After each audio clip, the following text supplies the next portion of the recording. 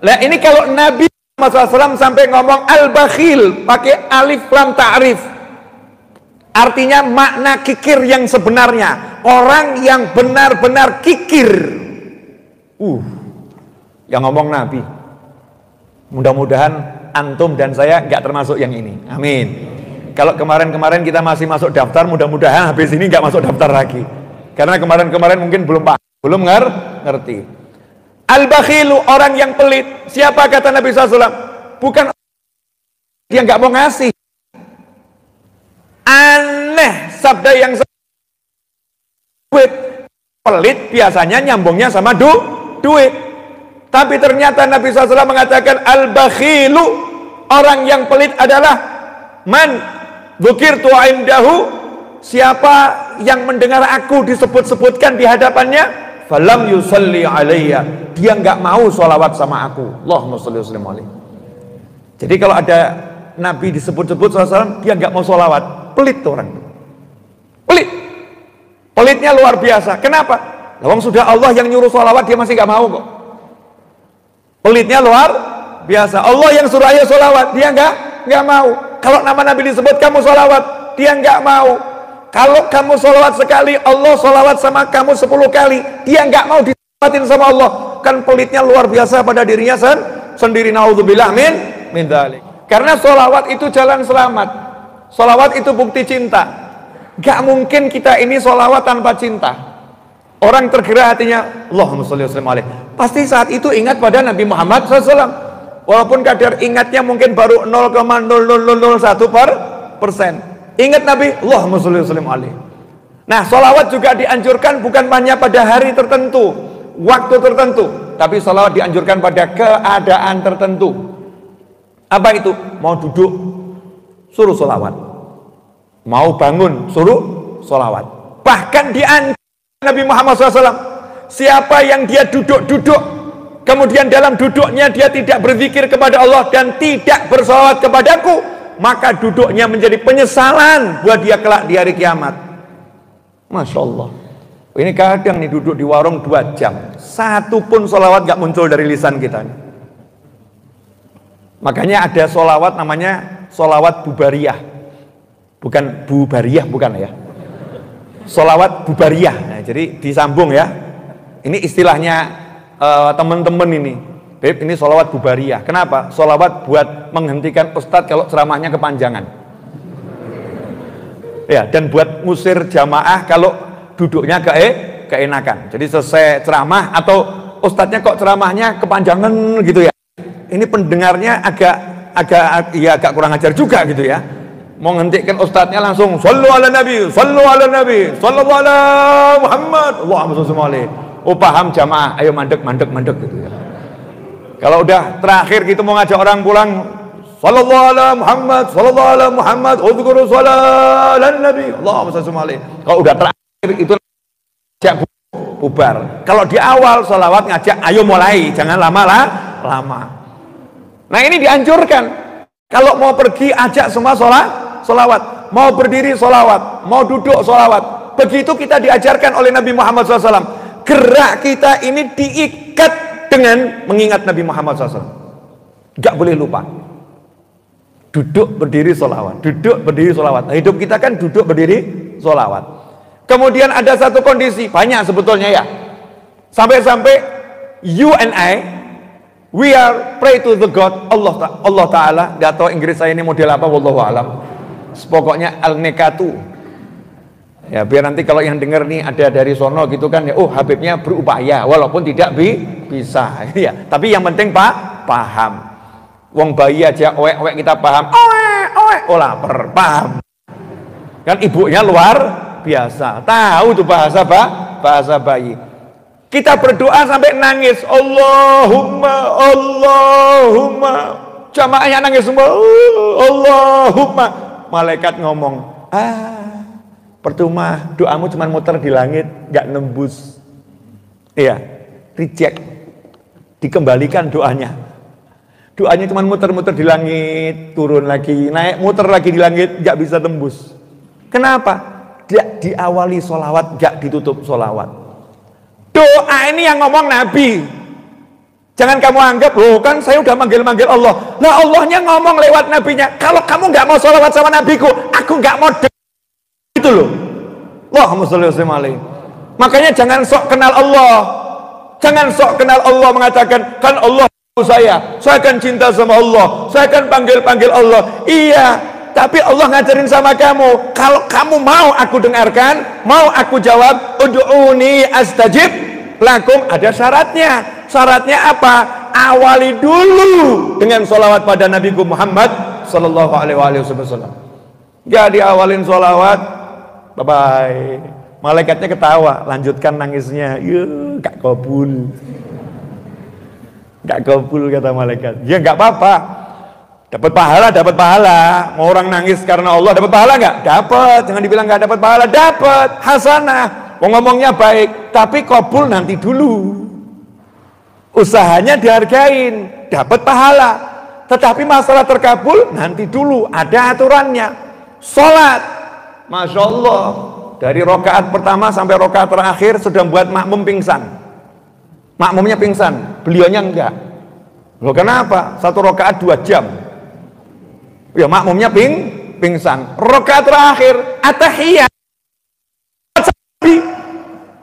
Hadat langsung assalamualaikum warahmatullah, assalamualaikum warahmatullah. Gak mau sholawat pada Nabi Muhammad SAW, Allah akan mengatakan sholatmu tidak diterima, gak sah sholatnya, rukunnya kurang. Sholawat pada Nabi tahiyat akhir gak dibaca. Oh, berarti sholawat ini biasa atau luar biasa? Luar biasa loh, ini baru loh ya, baru istilahnya itu pokok-pokoknya. Belum kita bahas yang lebih dalam. Kalau mau bahas lebih dalam ya sampai subuh nggak selesai. Ya, seminggu nggak selesai, sebulan nggak selesai, setahun nggak selesai. Seumur hidup ya juga nggak bakal selesai. Bagaimana kita mau menjelaskan siapa sholawat sama kamu 1 kali, aku akan sholawat kepadanya 10 kali. Sampai-sampai Allah itu ngomong begitu. Kalau dia sholawat sama kamu 1 kali, maka aku akan sholawatin dia 10 kali, kata Allah. Saking Allah senengnya ada orang yang mau sholawat kepada Nabi Muhammad SAW. Ikhwani rahimakumullah. Nah inilah mukadimah. Mudah-mudahan setelah mukadimah ini kita lebih banyak sholawat pada Nabi Muhammad Sallallahu Alaihi Wasallam. Biar apa? Karena orang yang 1 hari sholawat 1000 kali dijamin tubuhnya nggak akan disentuh api neraka. Kalau kita punya cinta sama Nabi seperti apa? Tambah sekarang ada orang nyinyir orang yang cinta sama Nabi. Jangan lebih mencintai Nabi, masya Allah. Jangan berlebih-lebihan mencintai Nabi Muhammad SAW. Jangan muji-muji Nabi berlebih-lebihan. Anehnya luar biasa. Nah, coba kalimat itu disampaikan kepada orang yang muji istrinya berlebih-lebihan. Kira-kira dimakan nggak sama istrinya itu? Ada laki-laki lagi ngomong sama istrinya, cinta, tanpamu hidupku tak ada artinya. Jika engkau tiada, maka aku ingin menyusul ke alam baka sana. Apalah artinya dunia dan segala isinya kalau engkau tak ada di sampingku. Wah, istrinya lagi seneng-senengnya ini. Wah, dia mencintaiku luar biasa. Ada yang komentar, jangan lebih. Kira-kira sebel enggak itu? Apalagi ada yang komentar, oh itu musyrik loh ya, musyrik kamu, nggak boleh gitu sama istrimu. Gak boleh kamu ngomong gitu sama istrimu. Yang lain komentarin, ini orang gak waras ini. Kenapa? Orang jatuh cinta kok dibilang lebih. Semua orang juga tahu itu namanya bahasa cinta, bukan menyekutukan Allah Subhanahu wa Ta'ala. Jadi orang jatuh cinta itu boleh ngomong seperti itu. Boleh ngomong, kalau gak ada kamu hidupku rasanya sepi. Boleh. Di hati dia tetap mengatakan Allah segalanya. Tapi itu ungkapan cinta agar yang dicintai merasakan, saya ini dihargai. Nah kalau kepada istri, kepada manusia biasa yang kita itu ucapan cintanya penuh kepalsuan, gak seperti kenyataan. Lantas bagaimana terhadap Nabi Muhammad SAW yang semuanya gak palsu, semuanya itu asli, dan bahkan yang kita sampaikan belum berarti, masih jauh sekali. Ikhwani rahimakumullah. Nah cinta pada Nabi ini jalan selamat. Tadi contoh-contoh cerita itu kan singkat ya. Saya ngambil waktu 15 menit ini di press itu. Itu singkat sekali contoh-contoh cinta. Sampai Nabi SAW mengatakan, ajarkan kepada anak-anak kalian tuh 3 hal. Ajarkan mereka yang pertama mencintai Nabi Muhammad SAW. Yang kedua, ajarkan mereka mencintai keluarga Nabi Muhammad SAW. Yang ketiga, ajarkan mereka qiraatul Quran. Ajarkan mereka baca Al-Quran. Ini hadis agak aneh ya. Kenapa kok belajar baca Al-Quran sama Nabi ditaruh urutan ketiga? Kok enggak yang pertama? Padahal kalamullah. Karena orang belajar Al-Quran kalau hatinya enggak cinta Nabi, enggak cinta keluarga Nabi, nanti jadinya sesat dan menyesatkan. Nanti pakai ayat-ayat Al-Quran untuk mengganggu muslim yang lain. Pakai ayat-ayat Al-Quran untuk mengarang hukum-hukum yang enggak diajarkan Nabi Muhammad SAW. Akhirnya jadi aliran-aliran yang akhirnya meresahkan masyarakat. Kenapa? Karena dia pakai Al-Quran tapi enggak cinta sama Nabi, enggak cinta sama keluarga Nabi Muhammad SAW. Kalau cinta sama Nabi ada di hatinya, dia akan mencintai semua yang dicintai Nabi Muhammad SAW. Saya ambil contoh satu, karena waktunya udah habis. Kalau waktunya habis saya senang. Ya, berarti pertandingan usai. Silahkan nanti dilanjutkan sama yang lain. Nah, satu ya, gak usah banyak-banyak. Ini kok lihat saya nggak enak semua, kenapa ini? Saya udah lama nggak offline. Ini termasuk di Bandung offline saya pertama kali. Saya setelah ini ada tugas di tempat yang lain. Ya, jazakumullah khairan. Jadi satu hal sebagai penutup ya, untuk menutup kajian ini, mudah-mudahan ini bukan yang pertama dan bukan yang terakhir. Insya Allah saya bisa kesini lagi untuk ngaji bareng ya, amin. Nah, sayangnya Nabi SAW kepada umat manusia itu luar biasa. Banyak orang yang salah memahami tentang Yahudi. Walan tarda ankal yahudu walan nasara hatta tattabi'a millatahum. Ayatnya jelas. Yahudi dan Nasrani tidak akan ridho sama kamu sampai kamu ikut agama mereka. Dibawa ayat ini Al-Quran ya, dibawa ayat ini kemana-mana, dari satu mimbar ke mimbar yang lain, orang diajari untuk benci Yahudi, benci Nasrani. Pertanyaannya, apakah betul Islam mengajarkan seperti itu? Apakah betul Nabi mengajarkan seperti itu SAW? Tidak. Lawang Al-Quran jelas kok, lakum dinukum waliyadin. Satu ayat ini udah membuktikan kalau Islam nggak pernah mengajarkan umatnya untuk mencemooh, mencela, merendahkan siapapun keyakinannya, apapun. Lakum dinukum waliyadin. Tapi kenapa muncul ayat ini? Muncul ayat ini karena Allah ngasih tahu Nabi Muhammad SAW ada oknum-oknum ya, yang saat itu Nabi sudah berupaya baiknya luar biasa, tapi nggak pernah diterima dakwahnya, sehingga Nabi sedih SAW. Sedih, kenapa dakwahku kok nggak diterima sama mereka? Padahal Rasulullah sudah menunjukkan yang terbaik. Maka sama Allah dijelaskan, ditenangkan. Itu ya, oknum-oknum itu tidak akan pernah bisa kamu puaskan kecuali kalau kamu ikut sama mereka. Begitu loh. Ya. Jadi jangan salah tafsir. Makanya sampai Nabi mencontohkan memperistri seorang Yahudiyah. Kalau Islam ini anti sama Yahudi, nggak mungkin Nabi memperistri seorang Yahudiyah. Bahkan Nabi mengambil pembantu seorang anak Yahudi, dan itu tetangga Nabi Muhammad SAW. Bahkan dalam sebuah riwayat ada seorang Nasrani ya datang ke kota Nabi Muhammad SAW. Saat itu Rasulullah lagi sholat, dan hari itu hari ibadahnya sang Nasrani. Maka Rasul mengatakan, kami sholat di sini, kamu ibadah di sana. Menurut ibadahmu di luar sana. Nggak dilarang, silahkan gitu ya. Tapi aku di sini. Nah kadang-kadang ini belajar ayat Quran tapi nggak belajar nabinya. Hasilnya ayat Al-Quran diterjemahkan menurut kepalanya sendiri. Ngerinya luar biasa. Ikhwani rahimakumullah, lakum dinukum waliyadin. Selesai. Inna dina 'indallahil Islam. Ya menurut muslim ya aku Islam yang benar, tapi aku tak akan pernah cemooh siapapun. Itu prinsip yang diajarkan Rasulullah SAW. Makanya penting cinta Nabi ini. Ini kalau orang nggak belajar cinta Nabi, tapi diajarin Al-Quran, hadis, cinta Nabinya enggak, jadinya salah kaprah. Senin puasa, tapi puasanya nggak seperti niat Nabi. Kadang saya nanya sama orang puasa Senin, ngapain kamu puasa hari Senin? Ya puasa Senin, kan sunnah Nabi. Loh, berarti kamu cuma ngikutin puasanya saja, nggak ngikutin niatnya.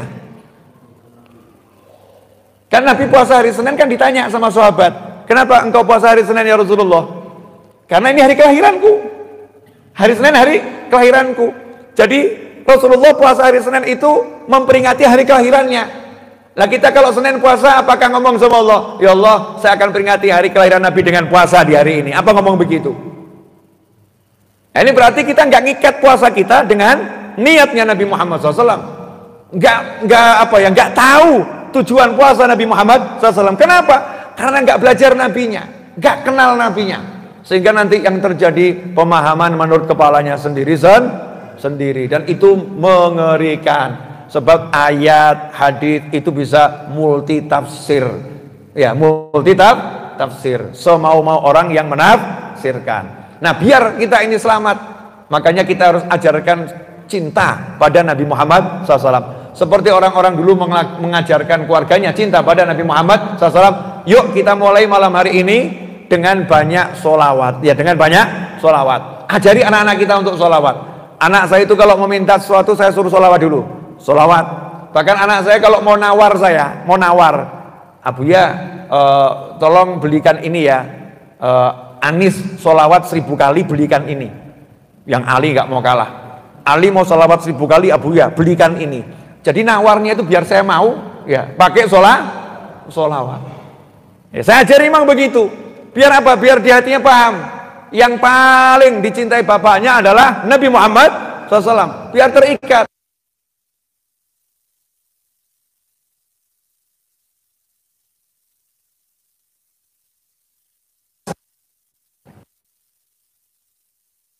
Tapi kan yo aneh toh, bisa mengidolakan yang lain, tapi yang paling wajib kok tidak jadi idola. Allah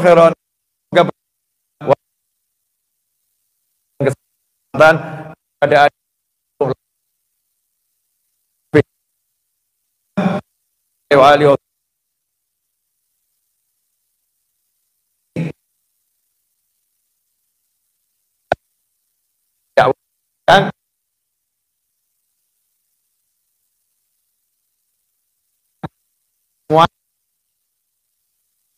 manfaat ya, biar bisa manfaat